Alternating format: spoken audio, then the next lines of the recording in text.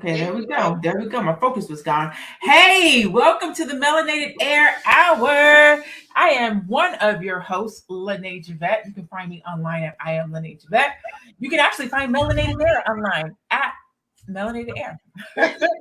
Anywho, today we have three of us in the building. Myself, another one of our beautiful co-hosts, Teddy Ewing at The Real Teddy Talks. Teddy tunes in from Egypt. Hey, Teddy, how you doing? I'm good. I'm great. I hope my internet ain't choppy. Egypt is great, but the internet ain't always good. So bear with me. It's not great. We also have Keisha Ravenel at We Inspire Brand. Hey, Keisha, how you doing today? What's up? I'm good. Full of energy. Yes. Today we are talking about The Harder They Fall. We're doing a recap on the Black Western that's on Netflix right now. It's called The Harder They Fall. We ain't no nincompoops. We ain't no nincompoops. If you have seen the movie, please give us say yes. So tell us if you've seen the movie, give your commentary in the comments, give us your thoughts, give us your feedback. If you haven't seen the movie, still stay tuned because we're going to discuss it. And if you have not seen it, then we're going to help you know what to look for. Okay. So leave me a comment. Let us know you're tuning in, where you're tuning in from. Have you seen the movie? What did you think? Hey, Gloria. Gloria said yes. Crystal said yes. Mark said, let me throw these comments up here. Mark said it was excellent. Gloria said yes, she has seen it. Crystal said yes, she has seen it. All y'all got Netflix. Okay. I'm like, I need to give me a streaming service so I can get these people to come check it out. Manisha said yes. Carla said B1, yes. Remy Rain says love the movie. Nicole said I've already watched it 3 times. Loved it. Crystal says I thought it was awesome. Manissa Spragg is okay. I said it how I thought you would have said it. I think that's what you would have said. Gloria said I loved it. Denise said yes, girl, yes. So we've all seen it. So I'm gonna go around the room and let you guys give me your commentary. Keisha, I think you were one of the last ones to see it when we first decided to have the conversation. You hadn't seen it yet. So what were your thoughts and takeaways from the movie? I literally just saw it. Like I watched it like early this morning, and then I fell back to sleep. So I was like, oh my God, I gotta finish watching this movie before Melanated Air. So then I woke up, I was like, all right, let me finish watching it. And it was really good.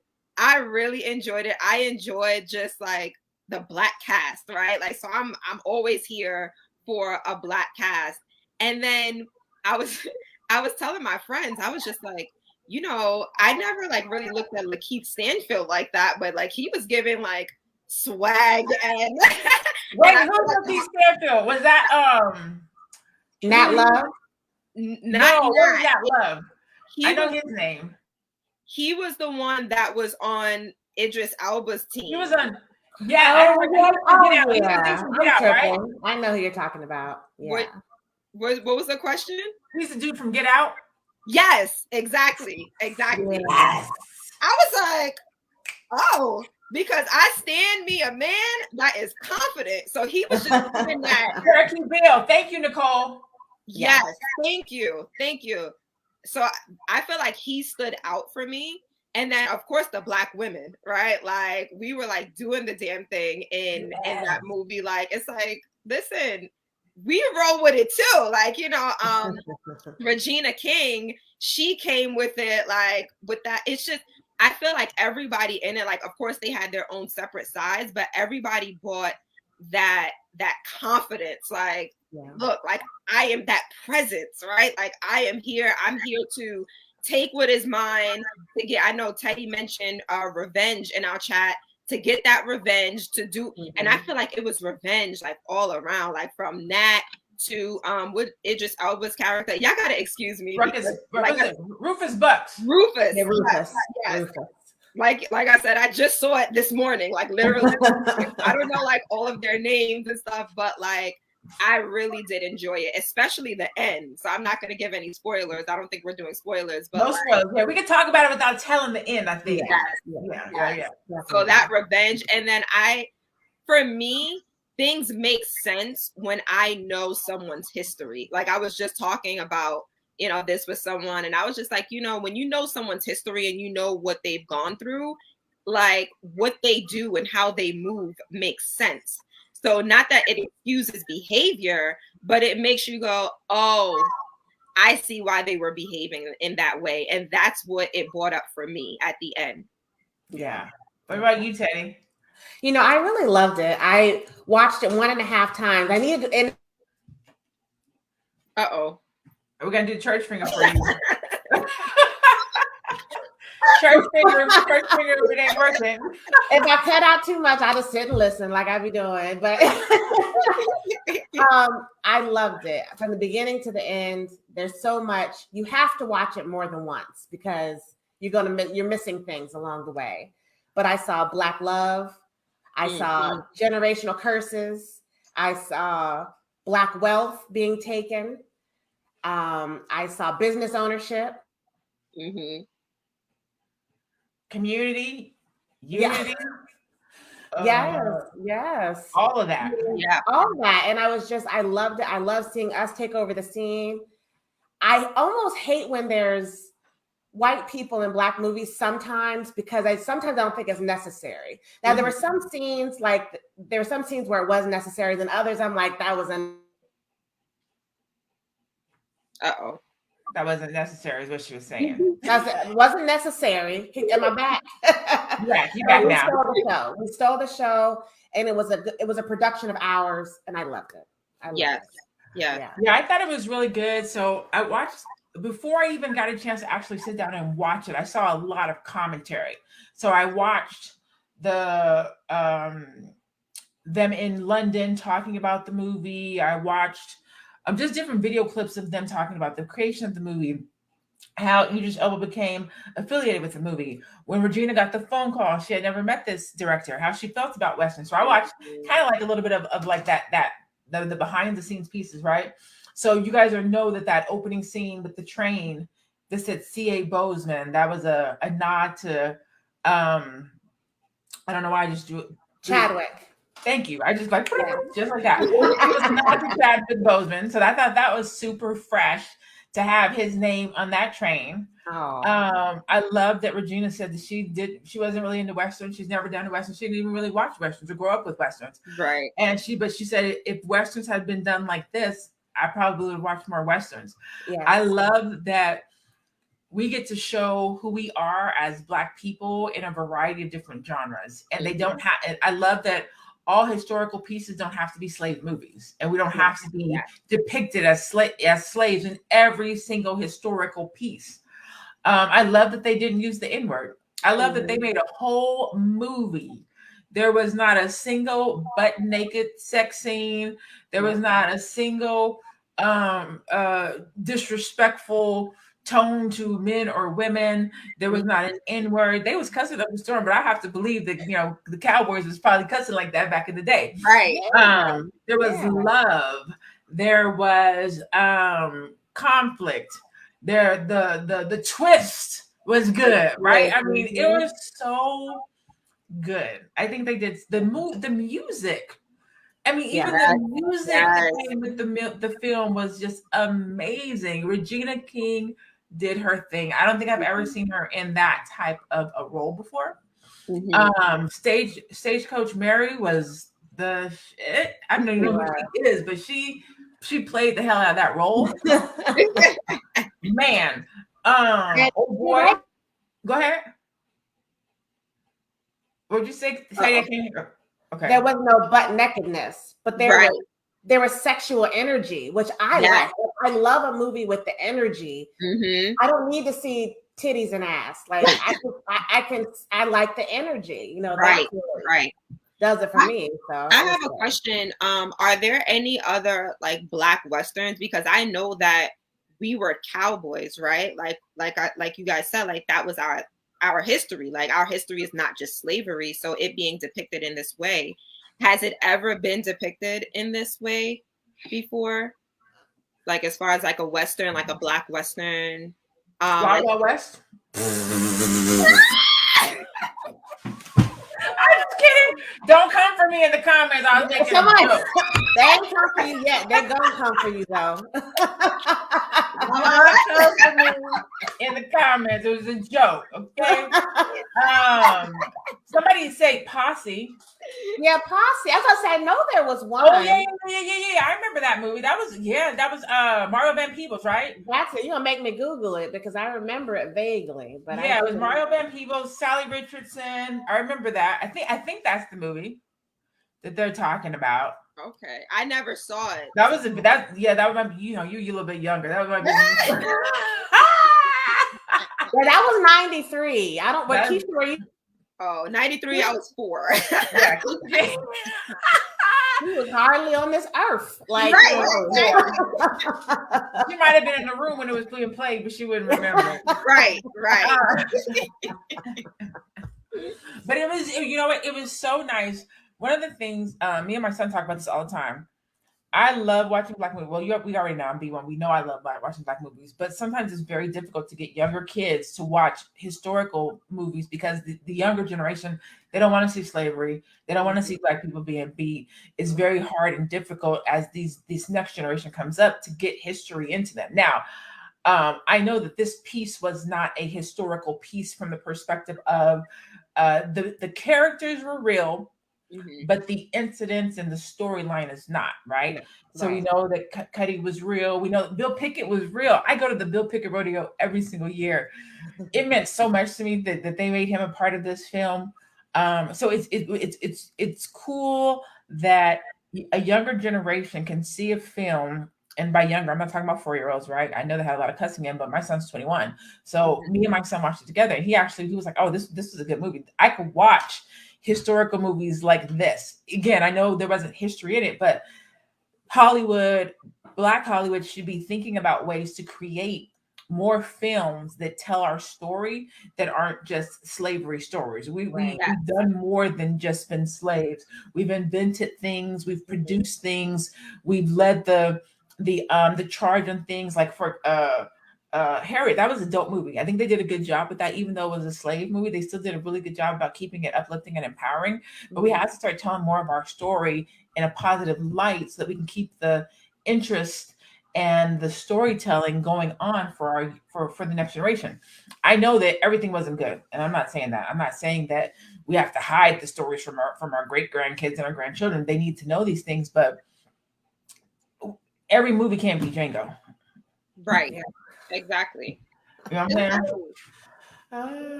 It doesn't need to be. It doesn't need to be. Nicole Reeves in the comments said there's a lot of talk about how the actors and actresses didn't look like the real life Westerners. For example, Mary Fields didn't look like the actual Mary. And also Rufus Buck was not an outlaw in real life.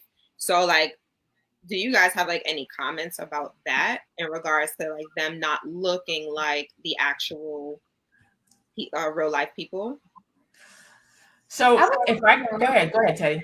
I was just gonna say it's like art imitating life. It's, as Lene said, it doesn't have to be. Don't get. All right, so I have to keep reminding you guys that Teddy is in Egypt. Sometimes her internet is spot on, and sometimes it's not. It's like today she's having one of those spotty days, but normally if it does it again, I'll stop. But how many times has Cleopatra been depicted as a white woman? Like, that's not real. Never, ever. I mean, I'm glad that they were depicted as Black women, and not somebody. Yeah. So we gotta roll with it. Yeah. All right. I'm trying to block this user. My apologies. Yeah, it's a catch-22.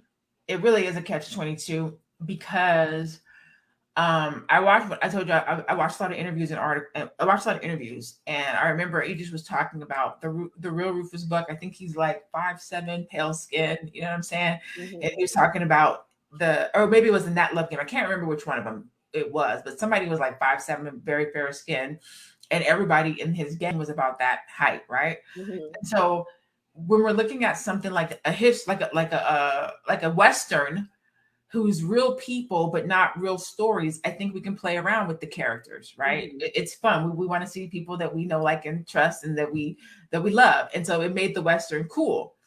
But when we go to tell somebody's life story, like a Nina Simone or a Cleopatra or this, that, or the third, we do want there to be some likeness. Like, we want it to be realistic. We want to be able to relate. So I think it's a catch-22. I think producers and directors have to use artistic creativity to make the best choice about the representation, because, you know, we can't decide to make a Prince movie and have Wesley Snipes play Prince. That's not going to be funny. That's not going to be cool, right? At that point, we have to say, okay, artistic creativity, you went the wrong direction. Right. But a Western movie, I think it's okay. Yeah. Yeah. And there was a comment over here I wanted to read, and I didn't get a chance to. Somebody said they didn't think, for me, when they went into the white bank, Regina King character, she wanted the money was a withdrawal. That actually was not Regina's character. That was Cuddy. That was a deep moment when she walked into that all white bank and asked for money, and everybody just started laughing at her. Like, that was a little bit intense. Like, right. And that goes to Teddy's piece. She was like, well, I don't understand why we had to even have that scene in there, but you kind of have to, because there's so much to break apart. They had to go to the white community to get the $10,000 because that was the only bank that would have that kind of money in it. And then Black people can go to that kind of a bank to do business. I mean, there's a lot of different things you can break down from this movie. We're not going that deep into it, but there are, elements to the movie that we could break down. But that's something that probably realistically was happening at that time. Right. I'm looking for the comment. Cynthia. It was missing a lot of substance to me. It felt rushed and incomplete. Did you guys think it felt rushed and incomplete? I didn't pick up. And for me, I know I'm going to have to watch it again, but it didn't feel rushed and incomplete. I would love to hear more, Cynthia, about why you think that. I think that it kept me interested the whole time.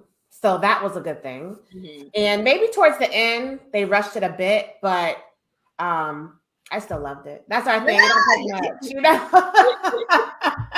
take much, Right? Oh.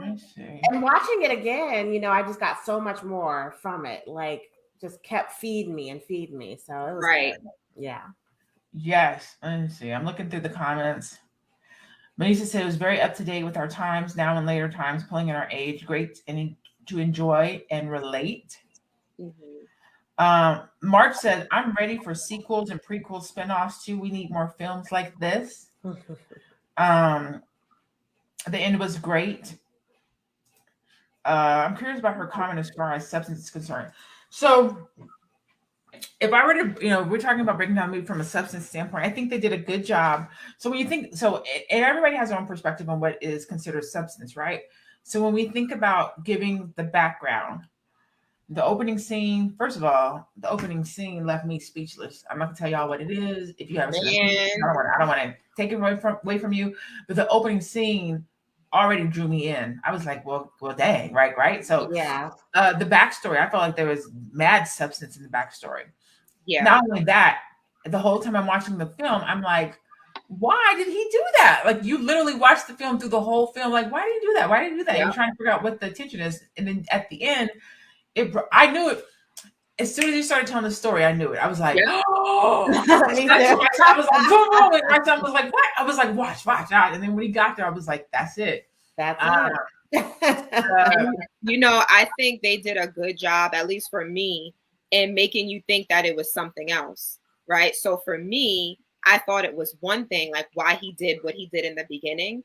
And I was just like, oh, he must have, and I don't want to give away spoilers, but he must have whatever. Yeah. So this is the reason why he did what he did. And then at the end, it's like, oh, that's why he did what he did, So like, I think they did a good job at like just keeping that, like, I don't want to say suspenseful, because I had already made up my mind, like, oh, that's why he did that. Right. Mm-hmm. And then at the end it switched. It's like, whoa, I didn't expect that. And I'm usually really good at like determining those type of things. So it was like a real shocker for me. That goes back to that whole revenge conversation, though, because revenge fueled both characters. Yep. Their adult life, you know, it fueled them. Yeah. And there has to be more. And that's why I liked Mary's character, because she was a businesswoman. And that was her fuel, right? Did I cut out? No, you're right. You're right. You show you right, as the seasoned saints would say. Show you right. Yeah. Mary's character was fueled by business, and Regina King's character, I can't remember her name. She was Trudy. fueled. Trudy. Trudy. She was fueled for the people. She wanted to save the town. She wanted to give the people something. So everyone had their you know, their fuel, what they were going after in different ways. Yeah. Yes. Yeah. I'm gonna read this I'm gonna read this right here. B1 Vanessa says, I like how it wasn't Mary, it was Trudy. I like how Trudy shot the conductor before he said the N-word. That was hilarious. He said something, she shot him, and he was like, you don't know what he was gonna say. He could have said nincompoop. He made it. We ain't no nincompoop. I can't wait to tell somebody that. Say the N-word. Say it. We ain't no nincompoops. And, you know, I love the story she told about her sister. Trudy told about her sister. I love it. And it's like, Uh-oh, here we go. sacrifice and love. Sacrifice and love. So somebody said, do you think there's going to be a part 2? At the very end, does anyone else think there may be a second part? Man, so we don't want to give away everything for people who haven't seen it. So we can't say what happened. But it did leave me feeling like in some kind of way, but there's going to be a second one. Right. The little cliffhanger at the end. It's like, it could be or not. Right. So I think it could definitely go either way. They left room for if it was a hit, they can come back. Yeah. Exactly. I don't know and how though. Touch on Teddy's point about like the revenge fueling them. It also shaped them, right, to be who they were, like who they grew up as. So had those particular events, right, not happen in their lives, then they wouldn't really be, I mean, they could have entered that lifestyle, but would they have? You know, so I think it's important to note, like, just these events that shape our lives and create who we are today. I think that'll preach. I think that'll preach in real life. I think I want, you know, with who we are and what we do as a business coach, as a business strategist, I'm looking at everything and trying to pull life out of it, right? And literally what you said will preach. We as human beings, as men and women, we walk around with a lot of revenge. We are fueled by revenge or trauma. It doesn't have to be revenge. It could also be trauma. And you guys have heard me tell this story before, and or maybe not, but you guys know I used to be a dancer. I've told that story before. Well, who I am today is very much shaped by that, right? I got off my path, started dancing, hanging out with the wrong people, doing the wrong things. And because of that, I've worked 55 bazillion times as hard to make sure I've distanced myself from that. And so now, you know, bachelor's degree, master's degree, PhD, house, successful coach. It doesn't matter what it is. Trauma, stress, something bad happening to you, revenge, these things fuel who we are and how we shape ourselves going forward. Sometimes good, thank the Lord that for me it's good, but sometimes it could be bad. You could actually, it could run you into the ground and shape you the other way. Right. But that's real life. Though things that happen to us in our past, in our youth, things we've seen, things we've experienced, losses, abuse, lack of confidence, those things shape how we turn out and who we're going to be and how we pursue things in life, in real life. You know what I mean? Definitely. Someone said they would definitely love to see a prequel. So that would be awesome. Yeah. See a prequel. Capturing the years after the opening scene to where what happens to Rufus Buck and his unfortunate or unfortunate. Oh, yeah. So that time between that time to this time, how did he become who he is? That would be good. Yeah. Yeah. Vanessa says, I cried about the little sister story, but knew Trudy slit that girl's throat. Things you do for love. Yes. Nicole says, can I say it? No, you can't say it. We don't want to ruin it for the people who haven't seen the movie.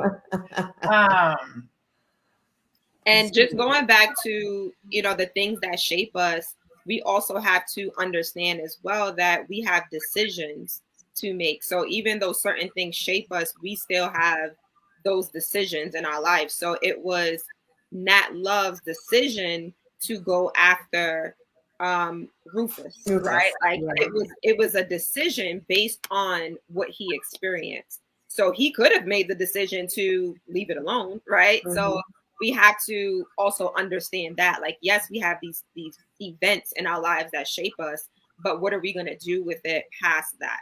What decisions are we going to make, past the event that shapes us? And Mary couldn't ever give him her all until he let that go. Mm-hmm. So that messed up their relationship. Right. We don't talk about how trauma, we do, but we don't, right? We say she got daddy issues. We say mama issues. Like we say that, but we don't really dig into or fully break down what that means, especially in our community, especially as Black men, Black women, especially when we're talking about Black relationships and Black love. We don't really talk about it. We almost make it funny, right? You know what I'm saying? Oh, she got daddy issues, but we don't really unpack what that means, right? To be a man or a woman that wants to have love, find love, be in a relationship, but either not being able to take your boundary, take your guard down and accept and be loved, or not being able to fully give yourself to someone because they are stuck in trauma or the past, or they're dealing with something. There's a lot of hurt men and women walking around here that either want to be loved or can't figure out how to be loved because of something that has happened in their past. Right. So he wanted to love, he wanted to give love, he wanted to be with Mary, but Mary recognized and saw that there's something in you. What she said that there, I can't remember the exact line, but she burning in you, something about a fire burning. Yeah, and she was like, until that is dealt with, there's nothing we can't do nothing. Like shout out to a woman that can recognize something, a woman or a man. Shout out to a person that can see something in the person that they love and know that they can't add to it or fix it. Yes. Because a lot of times we go into relationships thinking, I'm going to be the one that can fix it. I'm going to be the one that can heal you. I'm going to be the one that can take you away from these things, when really it's that individual's personal responsibility to take care of that situation before they show up to love you. Yeah. Yep. Yes, March says, shout out to Jonathan Majors. He had so much swag riding that horse. He's such talent. So again, I watched a lot of videos.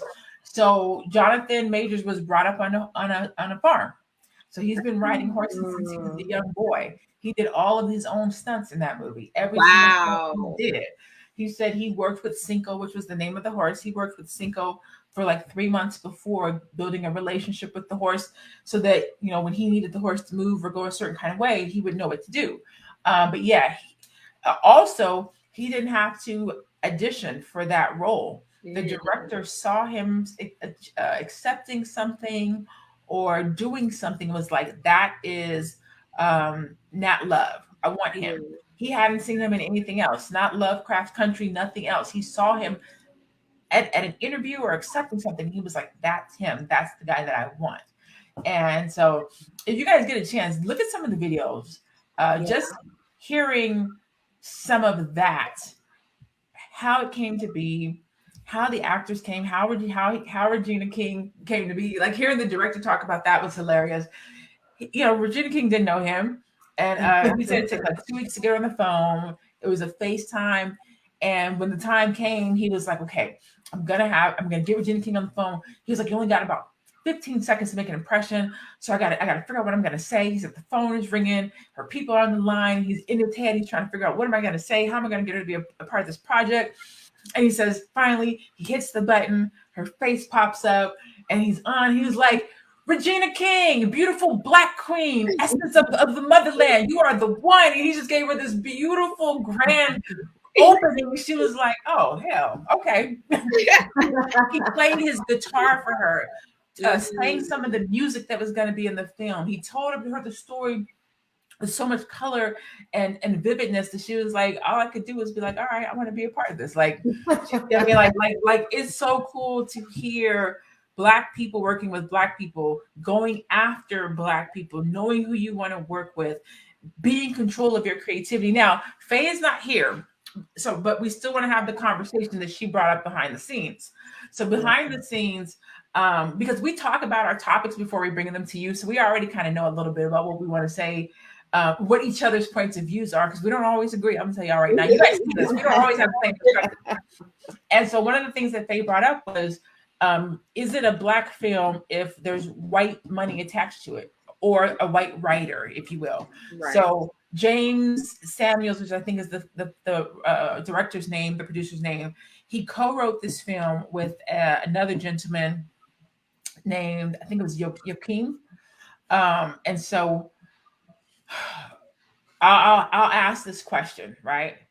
If the screenplay is not written by a Black person, but the film is directed by a Black person, and the producers are Black, and the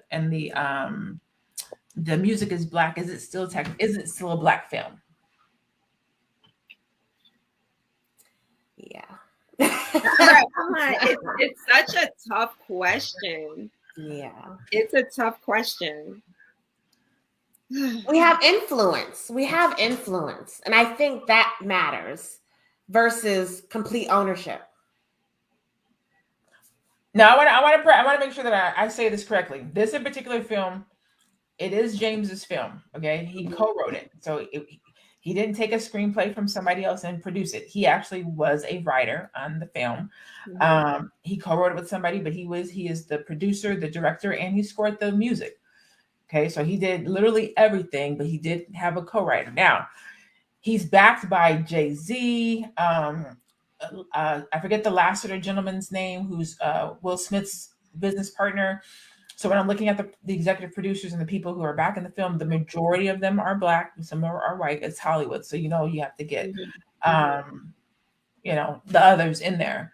So the question is it Black when others are involved? I'm gonna let you guys answer. I have a perspective. In the comments, I want you guys to answer too. I have my own perspective, but I want to see what you guys say before sometimes I feel like I just be on here swallowing up the air. I think for me, it depends on who controls what happens. So who is controlling the narrative, who benefits the most from the film. So I think if it is a Black person that benefits most from it, that is in control of what is being put out there, the story that is being put out there, because we know Hollywood is famous for like telling our story, right? So if it is us telling our story, if it is a Black person telling a story, putting this narrative out there, benefiting from it, controlling it, then I would say that it's a Black film. Okay. Yeah. I'm afraid I'm a cut off, but I would have to agree. I mean, I think that things can be touched by other ethnicities and still be Black. But like you said, who benefits from it? Whose vision was it? And did they maintain that integrity through the whole process? And if they did, then yes, then it's our film still, even though it had outside hands touching it. Right. I concur. I like what that's me said. At this point, it has to be because none of us are fully funding our films. I have the same view with Black-owned businesses. A lot of times people say you can't only do business with Black-owned businesses, and that's very true. But there is literally, I have this philosophy that even if it's not a Black-owned business, I just feel like a Black hand needs to be in the transaction, right? And because we know you can't get a Mac. I have this beautiful Mac computer. Apple makes Mac. There's no Black man at the top of Apple. There's nothing I can do about getting this Mac and making it Black-owned. What I can do is go to an electronics store that's Black-owned and buy my Mac from him. What I can do is when something breaks down with my Mac, go to a Black computer store to let them facilitate getting it repaired. Exactly. So I try to just make sure, even if it's not a Black owned business, if the product is not Black, if you will, I try to make sure there's a Black hand in the transaction, right? We don't own State Farm insurance, but my car needs to be insured. So I will use a Black agent. You know what I'm saying?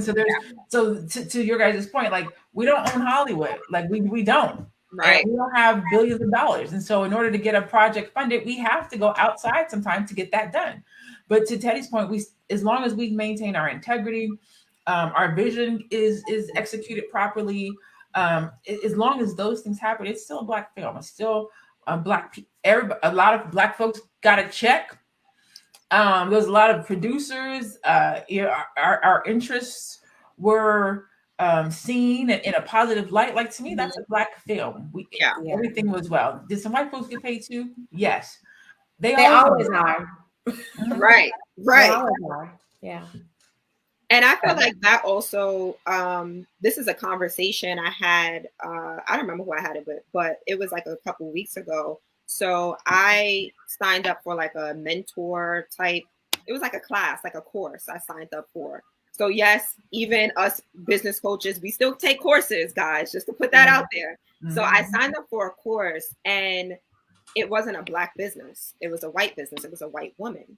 And someone asked me like, oh, like, I see that you're doing this course, like, or, you know, you told me about this course, like, is it someone Black? And I'm like, no, it's actually not someone Black, because this is a skill that I wanted, and I couldn't find someone Black that had that skill. So I had to go to someone that had the skill, and I just so happened to pay someone white. But guess what? I was able to get that information. My clients are Black. So I was able to get that information and now pour it into my community. So that's what's important to me. Like, where are we getting this information? A lot of us, well, I didn't, but like a lot of us went to like white schools, right? Like PWIs. So does that mean that you're not Black if you're still for the Black community? Like, if you're still looking to uplift your community? No, right? So I would say, as long as you are doing what you need to do for the Black community, for me, I'm gonna get the information any way I need to get the information in order to help my business grow and then help my clients' businesses grow. That segues me just a quick. I hope I don't cut out when I say it. On the film, there were some misconceptions that everyone was playing by the same rules. And to this point, we can't make up our own rules. We have to play by the rules of the framework of where we are, right? And get what you need to further and grow yourself, your community, your business, your family. So in the movie, there was like Wild Wild West rules, right? There was gunfight rules, but everybody wasn't playing by those rules, and it cost some their lives. So we have to do what we have to do to get where we're trying to go. Right. Absolutely. We don't necessarily want to touch. Yeah, absolutely. It's so funny that you guys say that, because I have that conversation often. So tonight, I leave for Florida. I'm going back to Florida to West Palm Beach. I'm going to a conference called Unleash the Power Within with Tony Robbins. Tony Robbins is the #1 personal development coach in the world. And he's a white dude. And it costs $2 million a year to do coaching with him. Or is it 20? It's somewhere between 2 and 20. Anyways, I go to these types of conferences. I paid a pretty penny to go to this conference. I go to these conferences, and I am like the only Black person in the room. But people go to these conferences because they're life-changing. They're life-transforming. Depending on what you go to them, depending on the reason why you go to them. So one of my colleagues went. This fool came back. He's doing 3 times his revenue. Like, he was like, Lene, go. It's going to blow your mind. His thought processes, his ideologies, his financial gain, his networking gain through the roof. Wow. But the thing that I see whenever I go to these conferences, I be the only Black person in this room. soaking up this information, soaking up this knowledge. But to your point, Keisha, it never bothers me because I always go and figure out, what are these folks doing?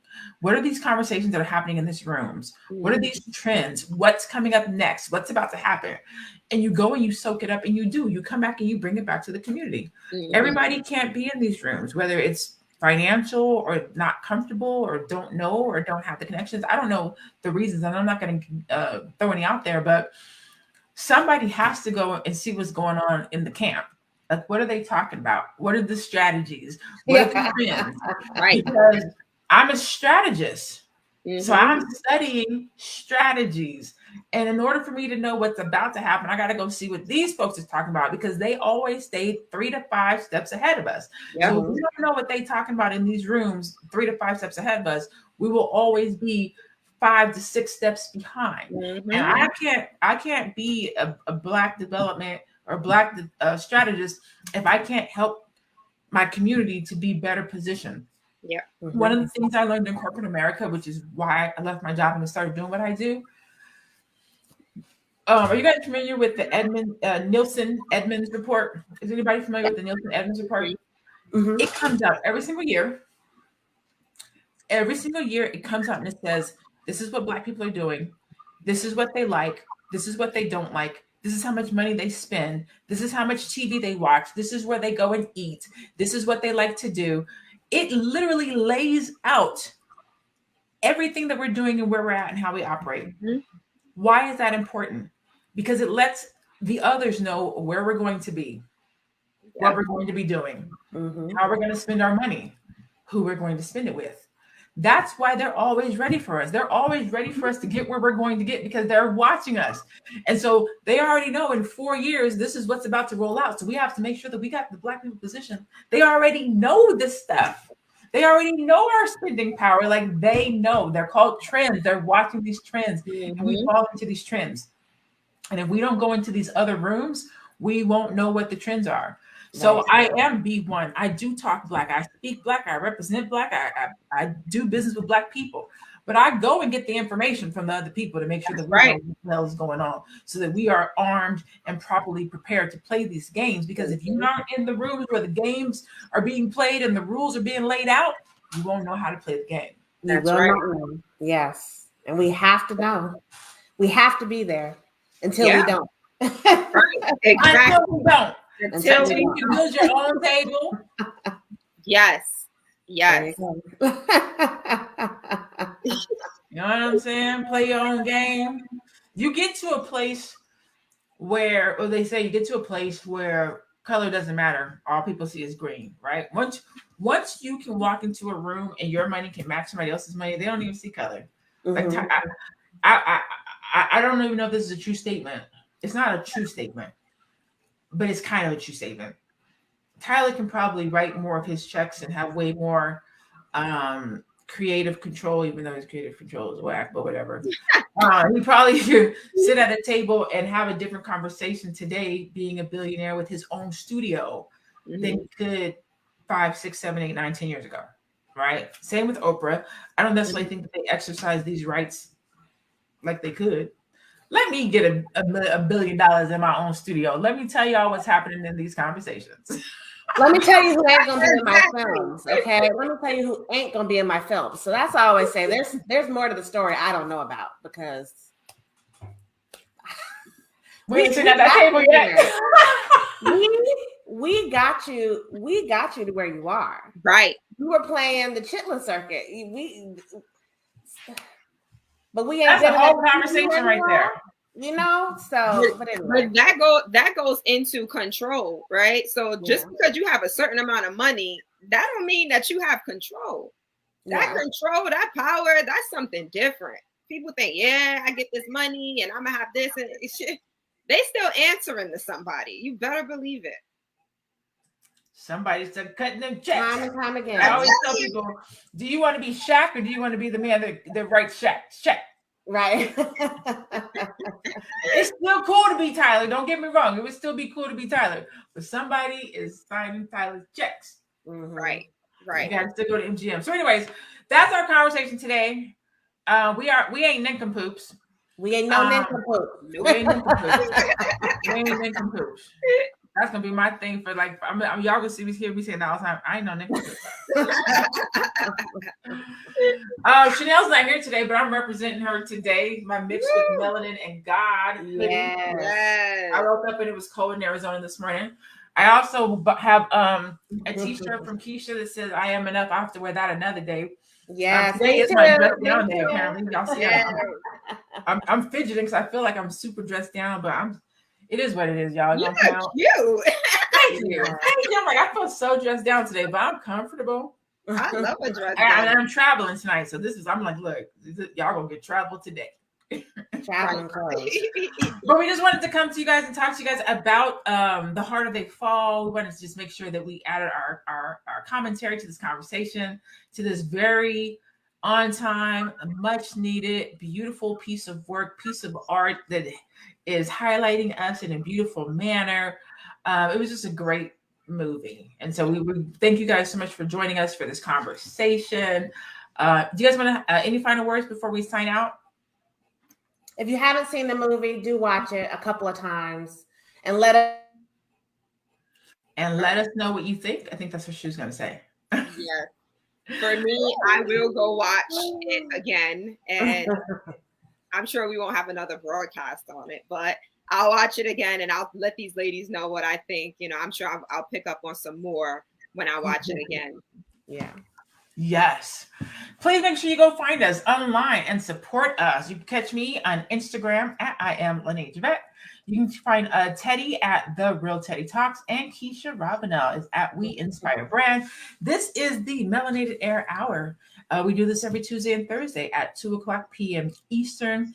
For this 1 hour, we shower your airways with melanin. A lot of times we're talking about things that are happening in the world from a business perspective. I am a business development strategist and coach. Teddy is an exit strategist, so she can help you if you're looking to exit that corporate world. And Keisha is a t-shirt business coach. So if you're looking to start a business from a t-shirt perspective, she can help you do that. So we come on every Tuesday and Thursday and talk about what's happening in the world from a business perspective. Professional ladies, check us out. Go follow us. Go support us. We will see you guys on Thursday. If you're watching this live, we'll see you on Thursday. If you're watching this on the replay, you can see us anytime. Go check us out online. We're on YouTube. You can check us out online, there, which means you can see us any day of the week. Yeah. We love you. Go out and be blessed and be one. Bye.